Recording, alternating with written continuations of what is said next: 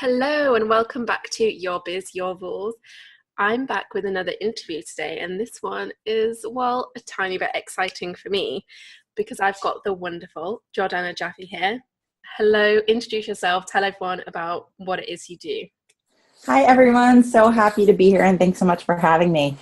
I am the founder of nourishboss.com, and I'm a mindset coach for entrepreneurs. Basically, I help you bust through limiting beliefs, create new stories so that you can create a more empowered reality for yourself, so that you can finally reach the dreams that you keep thinking about instead of just continuing to obsess over them.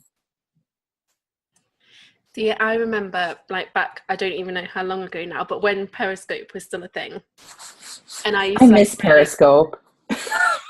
I used to really follow your videos religiously. I didn't follow a lot of people, but yours, whenever you came live, I would watch you live. And I remember you were talking a lot about building these amazing Facebook communities that could help you build a really cozy business. So you could sit home in your pajamas with your messy bun and just chill.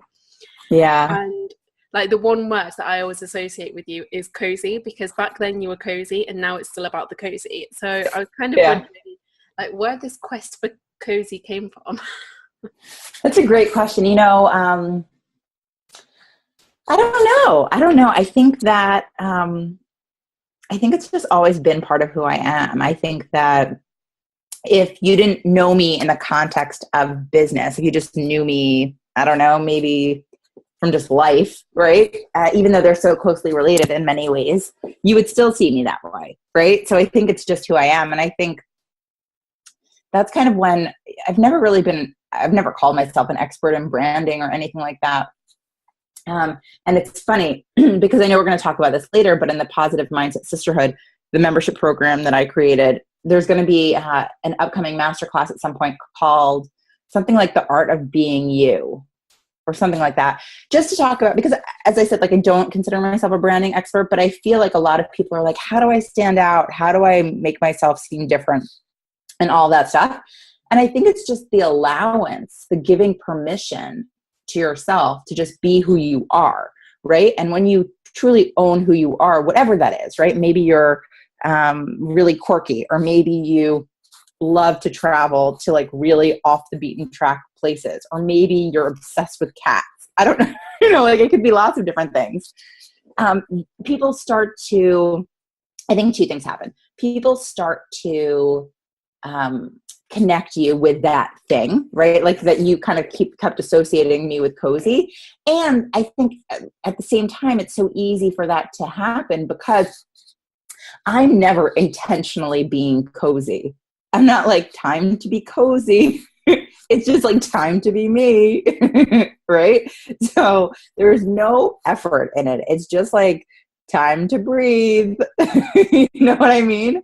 So, yeah. So, I think that's kind of what it is. And in terms of my own personal experience with cozy, I just, I've always been, so I'm a homebody. My astrological sign is a Cancer, and I've heard that Cancers can be homebodies as well. And I'm also an introvert, right? So, and I just I love the feeling of safety, and I feel cozy is, it incorporates an element of safety, but it makes it, I don't know, a little more lovable, and, yeah. So and I love everything associated with cozy. I love oversized blankets, and I love leg warmers, and I love warm drinks, and I love, and it's not even winter stuff, because it's actually very interesting. When I was doing one of my recent website rebrands, and the designer was like, what do you want? What's the feel of this website? I said, I want it to be summer cozy. I wanted it, which is interesting because people don't necessarily associate summer with cozy, but I wanted it to still be bright and full of life, but still have an element of coziness to it, an element of welcomingness to it. I think that's what makes a lot of what you do so appealing to the introverts among us, because my experience of the online business world is there's these two extremes, one being super confident and out there and visible, and the other being these people who relish that they never now have to leave the house because they can work from home, and they only have to get dressed on the top half when they're having client calls, and bottoms, it's PJs all the way. So I think, Yeah. yeah, it is the introvert's dream. But I also kind of think that that gives people permission to really isolate themselves. Yeah, it's it's a fine line and one to be mindful of. So I think the idea there is to really just be aware within yourself of, do I have certain needs right now that aren't being met? Right? Do I feel lonely? Do I feel isolated? Right? Because we're all different. Some people like thrive on only having so many interactions a day or a week, and some people would suffer from it. So I think everyone's different. So I think that, yeah, you're totally right. It's a matter of saying to yourself, okay, this is the kind of business I've created and it works for me to a great extent. To what degree, if at all, am I craving one-on-one, like in real life connections? To what degree, if at all, am I craving just more heart-to-heart conversations with someone, whether online or in real life? So yeah, it could be, it could be a little dangerous, but I think that that's where self-awareness comes in. See, one thing I've always noticed about you is that you win at Facebook. You do Facebook really well and Facebook groups really well, obviously.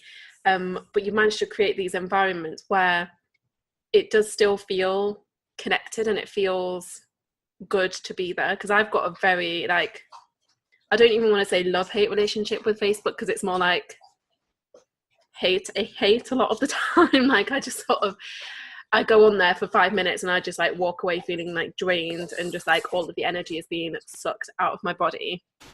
But it's not like that in your group, and I've particularly noticed that in the new one, so in the Positive Mindset Sisterhood, which is a bit of a tongue twister. It is just this like comforting environment to be in.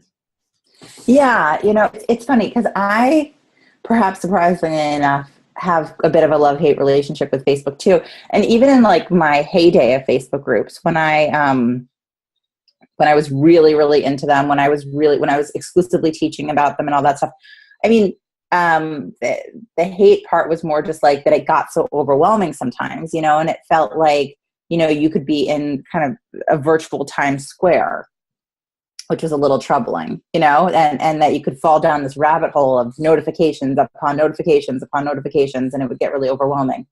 So yeah, I think that makes sense for sure. And now Facebook, I don't think that the opportunities for visibility on Facebook are no longer there for sure, but and I do believe for sure that our mindset will always transcend any algorithm, right? That Facebook or any other social media platform is never in control of our success and stuff like that. That said, things have changed. There is an algorithm. There is less visibility in some way. And I think therefore all the more so it's so important to have your mindset on board, because it's so easy to just feel like you're a victim of the algorithm, which I always kind of compare to, like, people talk about the algorithm as though it's like the Demogorgon from Stranger Things, which is kind of, for people who don't watch Stranger Things, it's like this huge monster that like overlooks the town, and it's very scary, and stay away from the Demogorgon. I quite like that comparison. It's true. And that's fine. It's fine to be aware of the algorithm. It's fine to, but the question is, like, in general, it's fine to be aware of limitations, whether outside of ourselves or within our mind. But then the question is, okay, what are we going to do with them? Circumstances, I've learned, I think this is from Brooke Castillo, that circumstances are inherently neutral, right? And it's the meaning that we attach to them that create anything. So, okay, like, there's a situation that's going on. What are you going to make it mean? And that is your choice. That is always your choice. So do you have any tricks or like little tips or tactics that people can try if they're also trying to create positive experiences for people on Facebook? Positive experiences in terms of like to inspire them, or can you say more? So like, Because I'm just thinking about a conversation I was having in a mastermind I'm in the other day, and a few of the ladies in there run their own Facebook groups, and they feel like it takes everything to get any kind of interaction or like any kind of good result for the people in those groups, and they really are trying hard, but it just doesn't seem to be quite clicking. And are they paid groups or free groups? I think there's a combination. Yeah. So I think that in general, so I think that's a huge difference, right? So if someone's paid, they're going to definitely be making more of a commitment, one would think, than a free group possibly.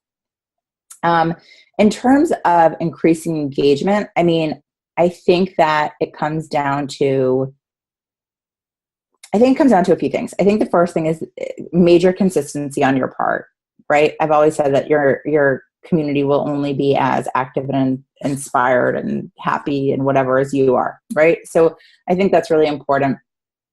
And then I think that, so it's a matter of being really consistent. And then I think sometimes people don't really ask for what they want or aren't really specific, right? Like, and I'm continuing to learn this myself. For example, so we have theme days in Positive Mindset Sisterhood, and Tuesdays was tell us what you need Tuesday.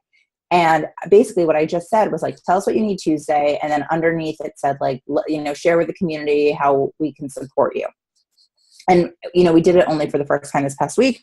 And what I learned is that, yeah, for sure, some of the community responded to each other, but and this was on me, right? But there was a part of me that when someone didn't relatively immediately respond, I took it upon myself. Well, like, I don't want people to feel ignored. I don't want people to feel invisible. I really believe in helping people feel seen in any kind of context. But so I took it upon myself to give support. But that's not the point of that thread, right? So for example, like to give an example, perhaps this will help the people in your mastermind. Next week, I'm going to say like the intention of this post is not for me to really participate. The intention for this post is to connect the community with each other. Like there's other posts that are meant to receive support directly from me. And it's not that I'm not happy to receive support, to offer support. I think the idea is that, and this depends on what your goal for your specific community is, but part of the goal of the Positive Mindset Sisterhood is that it creates a close-knit, cozy community of people that feel like they can genuinely connect and rely and count on each other. And the way to do that is by connecting in these opportunities, by connecting in these threads, by sharing of yourself, by supporting each other and all that stuff. And me participating to a large degree in those specific threads would be a disservice, right? It would really ultimately be a disservice because it's not allowing people to make the connections that, while might feel kind of awkward isn't the right word, but might feel like a little unnatural at first, will ultimately be such a gift. Do you know, that is one of the reasons that I signed up in the first place. Because I like joined as soon as I saw the email land in my inbox saying, come join me in the Positive Mindset Sisterhood. I was like, okay, I'm in. And it was because at the time I had a really bad case of the flu. I was on the couch. I couldn't do anything, but I was still trying to deal with my emails, and I just saw it. And I just felt like it was a sign that I didn't have to feel so stranded and isolated and ill by myself. I could join a group and there'll be people there. And that was really appealing because I've started to feel increasingly like a lot of the connections you make online kind of superficial. Oh, yeah. And that's just not what I want. Like, if I'm going to actually spend my time, I want it to be with like something meaningful. Of course. Yeah. And, that could come easily, and it also cannot come easily, right? So I think that's where I, it's very interesting because 2 years ago, I really believe was like the boom of membership programs, right? Stu McLaren came out with his program, or maybe it was a year and a half ago. Stu McLaren came out with his program Tribe, which I signed up for. People were really, maybe it was a little before 2 years ago, but I think a lot of people kind of got on the membership program bandwagon 2 years ago. So I was like, maybe I should get on the membership program bandwagon and, just see what it's about. And coaches that I had hired were like, you should get on the membership program bandwagon. I spoke about this in a live I did yesterday. And the thing is that I did to a degree, right? So I paid a designer $4,000 to create like a beautiful sales page and back end page and all this stuff. And I wrote a beautiful copy. I mean, it's still there on the internet somewhere. And it was a really great idea. It's still a great idea. But there's just something, and perhaps I'll incorporate it into Positive Mindset Sisterhood now, but there was something about it that just didn't feel right. It didn't feel good. It felt off. And so I didn't do it. And I think that, I'm not exactly sure what my initial intention was to go with this story, but I think there's a lot to come out of that, which is to say, like, when something doesn't feel truly aligned, to really check in and be like, what's that about? And why do I still feel in some ways persuaded to keep going? So I blew all that off. I never did it. And I let it be. I kind of closed the doors on membership programs for quite a while because simultaneously I was joining a few and leaving them. Right. So I was like, this is very curious. This is very interesting. Like, what is this about? Like, what, in my opinion, are these membership programs like missing that's creating me to leave?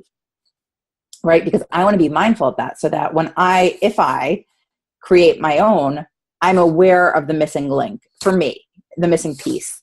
And so I kind of just became an observer for around 2 years. And then only recently I said, you know what, like, this finally makes sense to me. I finally really understand why like what I desire to create is so needed, and how to create a space, a container, a community, an environment that's really going to support people in a big way. Because, you know, the way that membership programs are, the way that membership programs are explained in some ways to entrepreneurs is it's an ongoing revenue model, right? Like that, like it, of course, with entrepreneurs, they're saying it from like in many ways, a money perspective, right? People will pay you every month. You get more people in the group, you grow your revenue, it's ongoing, da, da, da, da, da. But like I, and I'm sure a lot of other of us are very well aware that there's lots of ways to do that. You know, you don't need a membership program to have ongoing revenue. So that wasn't going to convince me. That wasn't going to do it. And also, there was a lot of things around it, like people can leave and so there's a lot of factors around it. But I think that despite all the factors that made me feel like a little unsure, I became so committed to this idea and to this model because I felt like it so supported my idea that, that I just went with it. Right. And the funny thing is that this time I had my tech person throw together a whatever website in a hot minute. I spent very little, if any, money on it. I didn't create this back end portal first thing, and I just went with it. And it, and we started a week ago, and it's really going great because I'm just so. I'll explain to those of you who haven't, or who aren't familiar with it. What it basically is I see it as a gym membership for your mindset. And I think that, it's normal. It's mainstream nowadays. Of course you're going to have a gym membership for your body that. No one would question that. No one would be like, oh, why do you have a gym? Okay, great. You have a gym membership. You're going to go to the gym. You're going to work out for a half an hour. Then you're going to carry on with your day. No big deal. And that's how your body changes, or that's how you maintain your body, or that's how you get into good health. No one goes to the gym for a day out of the month and expects their body to change, or even just once a week. So too, I believe that big change comes from consistency and immersion, which is why my private coaching is it's a very immersive experience. It's called Positive Mindset Immersion, but I still wanted to offer something at a lower price point because I don't believe that massive transformations have to come from massive financial investments. So I said to myself, it makes complete sense to me to create a space that people can come to every day, every other day at the very least, to basically have a mindset workout, and maybe that's you listen to a pep talk, you listen to a meditation, you watch a master class, you see one of the affirmations that I post every day and you copy it, 10 times, or you whisper it to your heart, or you do whatever, you tap through it, or whatever kind of speaks to you. I talked about this other thing in the group called tracking. And so there's all these activities that you can do and then you leave. Right. And I think that also speaks into I think a lot of times people have content overwhelm, but the way that I kind of see it is when you go to the gym, the idea isn't to go on the elliptical and then the Stairmaster and then the bike and then the treadmill. And you're not supposed to go to all of the machines and work out all of your muscles on the same day. You go in, you do one machine, you go for a half an hour, whatever, and you peace out. And the same thing goes. You show up to Positive Mindset Sisterhood, you take what you need that day, and then you peace out and get on with your day.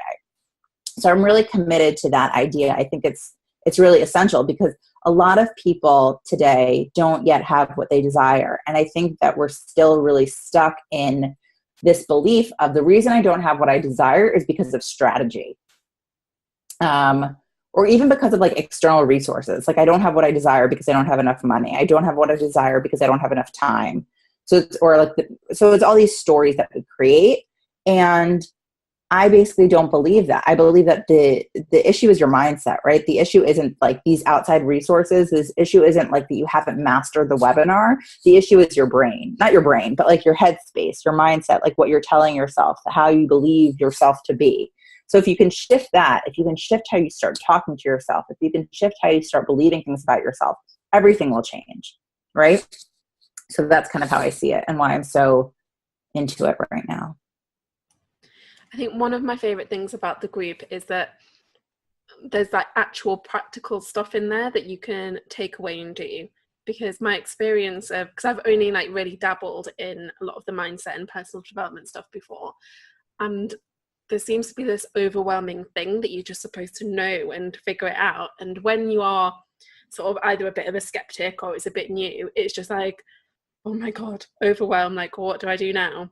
Whereas because in the group, there's all of this stuff. There's these regular masterclasses, there's these pep talks, there's the meditations that you can just take away at your leisure and do whenever you like. It just feels a lot more manageable and it feels a lot less scary. Yeah, because, I learned that apparently people leave, the number one reason apparently people leave membership programs is because of content overwhelm. This pressure of, I need to consume all of the things, right, before I leave, if I'm going to leave, right? Like people get really kind of panicky about it because, sometimes you come into a membership program, perhaps it's been around for a year and there's a lot of stuff. And like, what do I do first? And where do I go? And all this stuff. And look, as for me, as the program builds, as the experience builds, I'm going to be creating more of like a map of like, go here first if, or go here next if, and all that stuff. So people will have more direction.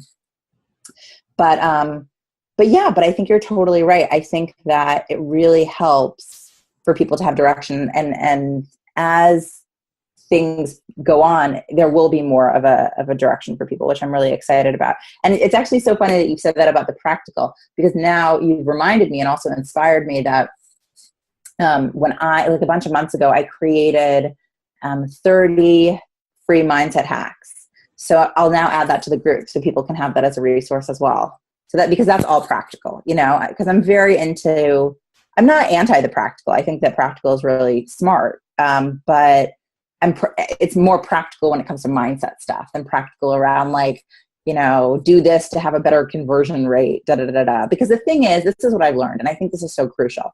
You could learn from the bestest teacher in the world, and they could tell you exactly what to do, and you could do it, and it could not work. In theory, right? Not because the teacher and expert isn't great, but because the teacher and expert isn't God, right? So it could just not work because of life or tech problems or whatever. And then the question is, friends, are you committed enough? Are you devoted enough? Are you connected enough to your mission, to your purpose, to your big why to keep going? Is your mindset muscle strong enough and conditioned enough to keep going? Because if what we're just doing is taking other people's strategies, practicing them, I mean, it feels tempting, right? It's so much easier in a way. Like, okay, I'm just going to take this person's template and I'm going to copy it and just follow their strategies. And then like, I'm going to end up a winner, right? And I'm not saying that can't work. But what I am saying is, regardless of the path you go, there will be bumps and or maybe there'll be really big bumps, like valleys and stuff. And then it's up to you to say to yourself, okay, here I am in a moment, in a bump, in a valley. And what am I going to make this mean? And what am I going to do with it? And how am I going to speak to myself? And what am I going to make this mean about myself and my connection to the universe and my connection to my business? And how will I move forward? And how long will it take for me to move forward again. Right. And that, I think, is what produces major and massive success. You know, something I talked about in a live I did yesterday was about famous failures. And if you Google famous failures, I mean, talk about massive inspiration. It's at this point, it's kind of even comical because you hear about these people that are like ridiculous successes, but they experienced what now seems like comical failures, but there were, like, Michael Jordan was kicked off his basketball team. That sounds like a joke. Like, what? Like, how is Michael Jordan kicked off his basketball team? Or like Walt Disney, I'm not going to get the exact number right, but like he like went to a lot of banks to get a loan and for Disney World, I guess, and he was refused like over 200 times. Like, what? That makes no sense. If people Google like Abraham Lincoln, this guy suffered so many things and he just kept persisting and going and going and going. And that's not strategy, guys. That's your mindset. That is all mindset. All of these people, J.K. Rowling, Walt Disney, Michael Jordan, Abraham Lincoln, all these people could have taken these little incidences. Like, you know, J.K. Rowling was rejected by like 20 publishers before Harry Potter was printed. All of these people could have been like, well, I'm going to make this circumstance, this rejection mean that like I shouldn't be doing this, mean that like life sucks, mean that like I wasn't meant to be doing it. You know, like they're going to make it mean something, and their life could have gone in a completely different direction, right? Like, can anyone imagine today a world without Walt Disney World or a world without Harry Potter? You know, perish the thought. Perish the thought. But that's the thing. So, you know, during my moments of WTF, you know, and FML and all that stuff, and perhaps during your moments too, I invite myself, and I'm inviting you too, to say, okay, like, am I going to make this mean something crazy and that like I suck at life and what is wrong with me and this is never going to work? Or am I just going to be like, this is going to be a really funny story, you know, once I'm wherever I desire to be in the future, and I can be like, guys, you want to hear this hilarious story about, you know, way back when? So, and that is why I'm doing what I'm doing now. That is why I created the Positive Mindset Sisterhood, because I believe that mindset work is crucial. And like, you know, if you want to be in the best shape of your life, you go to the gym a lot. If you want to be in the best like mindset shape of your life, you go to the gym a lot. It's just a different kind of gym. Because what you make anything mean determines everything. There's something that you said in one of the pep talks, I think it was last week, that it was just like a light bulb going off in my brain. You were talking about how you can always find the evidence for whatever you're going to think. So if you think today is the worst day of your life, you'll find evidence. If you think it's the best day of your life, you will also find evidence for that. And when you said that, I was like, oh my God, it's true. Like I could like walk around saying, even if I've had a really crappy day, I could be like, this is why today is actually the best day of my life. And I'd be able to think of something. Right? It's really powerful. I mean, you can also do it on a smaller scale. If people can't totally relate to that yet, I call it the orange and green experiment, or the orange and brown experiment. And basically the way it works is that you look around your room and you look for everything that's orange. You're like, great, orange, orange, orange, orange, orange. And then you close your eyes and think of everything that's green. And you're like, I don't know. I wasn't looking for green. Well, just because you weren't looking for green doesn't mean green isn't there. You can now look around your room again and be like, OMG, there's all this green there. So it just goes to show there is evidence to prove anything, right? It's kind of bananas. There's evidence to prove anything, which is why we live in a world with so many different beliefs.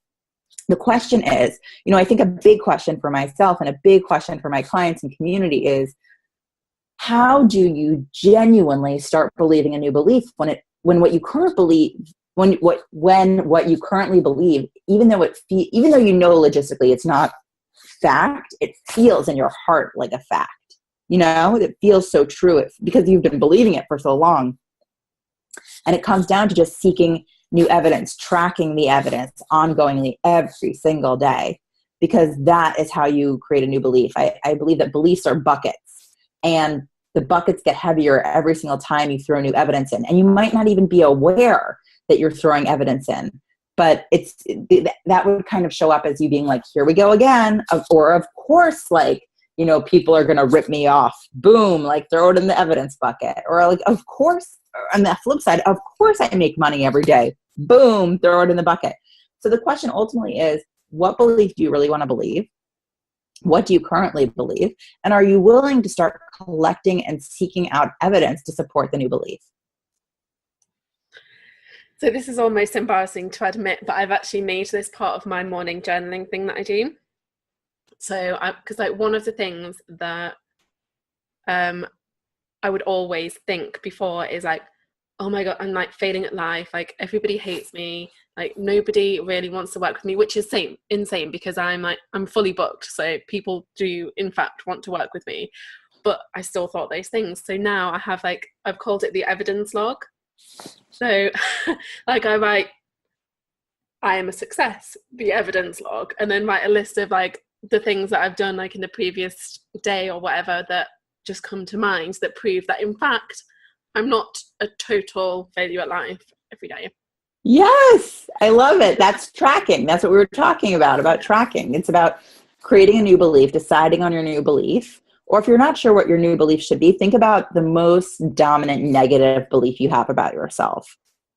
And then switch it to whatever feels most true to you that you can kind of sort of get behind, and then just start seeking evidence, right? Because I think that where some mindset coaches miss the mark is they're just like, well, believe the new belief, decide to believe a new belief. And I get it, but like, what about if I really don't believe it? Like I need evidence. I need evidence to support it. I need something to solidify that because I have so much evidence to solidify the last belief that I had that's no longer really serving me. So I think that's brilliant that you're doing that practice. And it's going to, should you continue doing this on a consistent basis, it will massively change you. Because the thing is that when we start believing a new belief, we show up differently. We give up on ourselves less often and less quickly. When there are the bumps, when there are the valleys, we're like, whatever, I'm a success. Look at my freaking evidence log. Like I have pages and pages and pages and pages, or like I have books and books and books of my evidence log. I'm a success. So like it doesn't matter that this person didn't sign up or this person asked for a refund or I haven't hit my launch goals yet because like I'm a success. So I shall keep going.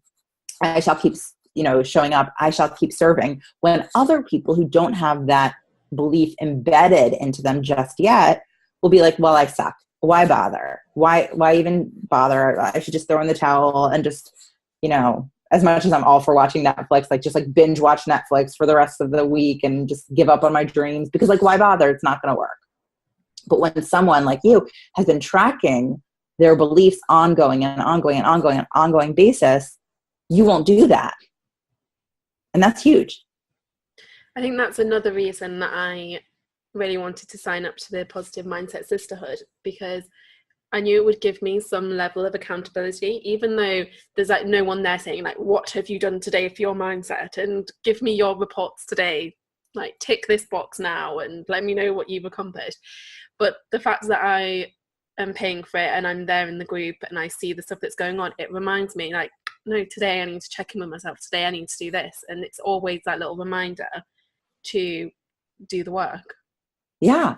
And the thing that's so cool, and I really like to stress this, is that the work doesn't need to be so crazy, right? So like in order to get a good workout in, you don't need to work out for 2 hours, you can, even if you just work out for, a half an hour, I guess, but even if you just did a great workout for 10 minutes, it's better than nothing, right? So I think people a lot of times are like, oh my God, I need to spend 3 hours a day. And look, true story, when I didn't have a baby, I would sometimes spend 3 hours a day because I just had it. And like, why not just spend 3 hours journaling and doing all this stuff? But that's not my priority as much anymore. It's not how my time looks.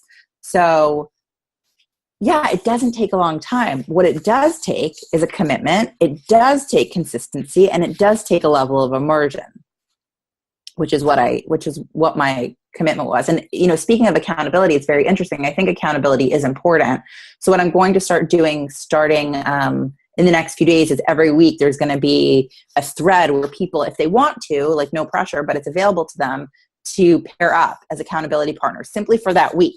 And then, what's great is that, people aren't committed as accountability partners forever, but if you do click, you can continue on. or maybe just that week in particular, there's something that you feel like you really need support on. And that's another really great way to just connect with people more one-on-one. And then if you want a different accountability partner every week, you can just learn more about each person in the group, which is really great. I think that will do a lot for making it feel like a really close-knit community. Because I know it can, like, a lot of this is like very rooted in personal stuff, and it can feel a little bit weird when it's all new people. Because in a lot of the groups I'm in, it's kind of like similar circles that I've moved in for a few years, so we like generally know each other. But with this one, because it's all like new to me people, I was just a bit like, oh, this might feel a bit uncomfortable. But actually, it hasn't felt like that at all so far, so that's good. Yeah. Good. I'm glad to hear that. Yeah. So yeah, it's a great experience, and it's great for me too. You know, I think that another lesson that I'm continuing to learn is that it's so nice and smart and nourishing to start a business, to not start a business, but to have a business, to grow a business, to be devoted to a business that also in some way nourishes you. And every morning when I show up and I have to write a what's it called? A daily affirmation or a daily, what's it called? A daily affirmation or a daily mantra or whatever it might be. Like it's a gift to me because I have to, you know, say to myself, okay, like what do I need support with today? Like what would be good for me to hear? You know, so it's a gift. So I think like sometimes people feel like, well, I should just ask my community what they want and then I give it to them. And I'm not anti asking for opinions and all that jazz. But I think that there's a really huge and awesome, in a way, symbiosis when you can give what people will benefit from, but you simultaneously are so nourished yourself. I think that's another positive thing about the community is that you are actually present and doing it. Like you can tell it's not just stuff that you've come up with and have like scheduled with an automatic like scheduler or something. No. You're there, like, right, because you don't have like the sent by buffer or sent by. Yeah, I do that for the threads. Because they're the same, you know, like I'm going to do that for like, you know, meet me Monday and tell us what you need Tuesday. But in terms of the affirmations, that's like real truth, like just based on like today. I mean, if I don't know if people are thinking about it this way, but it could be revealing of where I'm at, right? Because I'm writing it just as much for me as for everyone else. So yeah, no, it's very real time. I like that. I think that it just lends a certain like realness and transparency to it. And I think it's inspiring to learn from somebody who is very open about it, like not being finished or not being perfect at the thing, because you get the impression in a lot of programs that the leader is like this sort of almighty being who has like ticked all the boxes, done all the work, and they know all the things, and all you can do is aspire to be like them. And it just can feel like very, I don't know burdensome. Yeah, it can feel really burdensome. Yeah, I get it. I mean, and I think also, and look, I think it's good. Like everyone does their own thing and that's great. And I think people are inspired by different people and that's great. But I think that there's something kind of fun. I personally am inspired by people when they don't have the fancy website and they haven't gotten everything together, but they're still working it and they're still in it and they're still doing it. Because then what I'm learning is, okay, I don't need the fancy website.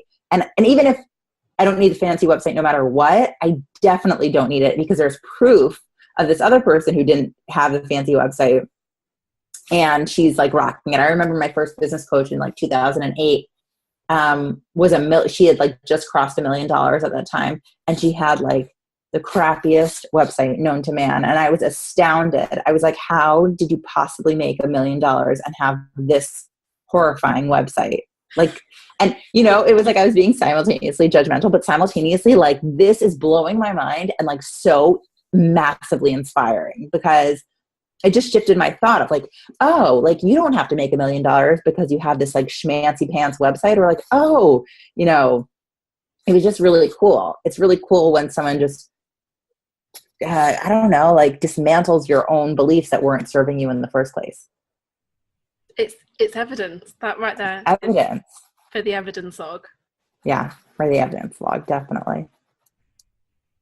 Okay, so I'm going to ask you a question that I ask everybody who comes to chat with me on this podcast. So, what is your biggest guilty pleasure and how do you weave it into the way you work? So I'm not going to say it's guilty because I don't like feeling guilty about it, but one of my biggest pleasures is watching Netflix because I'm just a really big Netflix person. I do find it to be incredibly cozy because, like, you know, usually you're like doing it on your laptop and you're on the couch and there's just like a lot of cozy elements to it. And it's like a show that you really like. So what I'll sometimes do, I did this a lot more pre-baby, but I've done it since for sure, is that, is that I will, if I'm like doing work where I can handle both of this, I will put on one side, I'll make like a really small screen of the thing I'm watching, you know, and I'll do work on the other half of the screen or like 3/4 of the screen. So I can watch like my favorite show of the whatever, my favorite flavor of the Netflix whatevers, while getting work done. So that's super fun. I really like that a lot. That's my little life hack on how to still watch so much Netflix. What'd you say? I'm no stranger to doing that myself. I've got a really big screen for a reason. Yeah. I don't. So I need to make the Netflix screen really tiny, but it's still good. I still got it. So it's funny. I would say about 90% of the people that I've asked that question to have said Netflix. Is that true? Wow. Yeah. Like nearly everybody has said their biggest guilty pleasure is Netflix. Go Netflix. Yeah. Wow. Amazing. They're nailing it. They're totally nailing it. But Netflix too, I mean, I think Netflix also is probably a famous failure. Netflix came out years ago and was like kind of nothing in the wind. And they, what's actually crazy is I think at one point Netflix offered to buy Blockbuster and Blockbuster said no. And who knows how much regret Blockbuster is feeling now. But now Netflix is like the king of the world. So that's the thing. Every famous person was once a failure or has plenty of failure stories to share. So that's what you have to think about. Am I going to make this story like create my future and create my reality, or am I just going to let it be a story on my way to success, on my way to being a famous failure, right?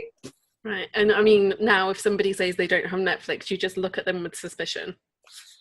Like, what's wrong with you? When maybe 10 years ago, people would have been like, what's Netflix? You're a weirdo. Right. Even my granddad loves Netflix.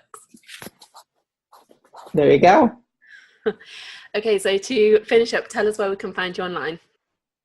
So you can find me, I'm on Facebook I think you can just look up Jordana Jaffe. And I'm sure like my name will be spelled out in the show notes, so I don't need to spell it out. Yeah. So you can look me up on Facebook. I'm also on Instagram. So those are my two biggest hangouts right now. Yeah. And then I also have I have 2 Facebook groups. So you can either go to the Nourished Bosses. You can check that out, or you can go to bit.ly/you are magical. And that's the Facebook group I have with my wife, Jenna. Great. I'll put links to all of those in the show notes, along with a link to the Positive Mindset Sisterhood, which I feel like we need some kind of like nickname for that or like acronym, because I feel like it's really long whenever I say it. Well, it's so funny, right? So I wasn't really thinking about this. So the acronym is PMS, which I hate. It like kills my soul in like such a deep way. So I can't do that. So I don't know if I'll end up just changing the name in a way. I don't know what I'm going to do with it, but it's a problem. You can call it PM Sisterhood. I dig that. Or like the Sisterhood, but PMS is not going to work for me. No. I hadn't actually thought of that in my head, but no, it's not going to work. It's not going to work for me. I don't like the feeling of it. So we might end up changing the name, but I'm not feeling called to just yet. So for now, it can either be like PM Sisterhood or Positive Mindset Sisterhood or the Sisterhood, whatevs.